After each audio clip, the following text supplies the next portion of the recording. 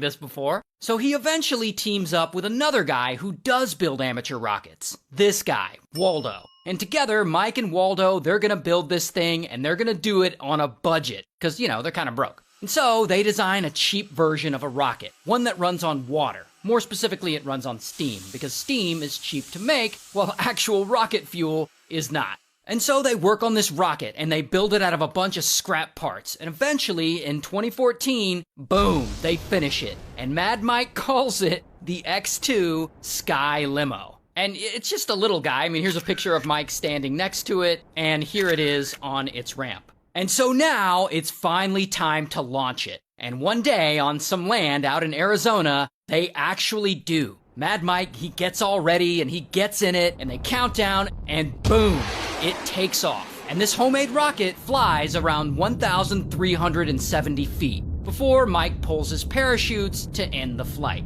And then one of the parachutes doesn't end up opening, and then pow, the rocket falls and lands pretty hard, and Mad Mike ends up getting injured. And for the next 2 weeks, he has to move around with a walker. But, he eventually recovers. Regardless, he got what he wanted. He successfully launched himself in a homemade rocket, and he's content now.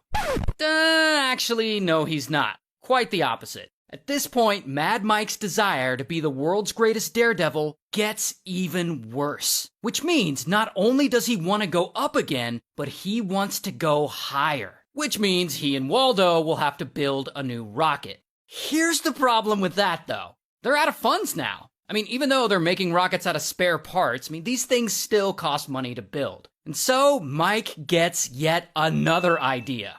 Why not launch a fundraiser? And so he does. He makes a Kickstarter to raise money like, I'm gonna launch myself over 2,000 feet in the air in a homemade rocket. Please donate.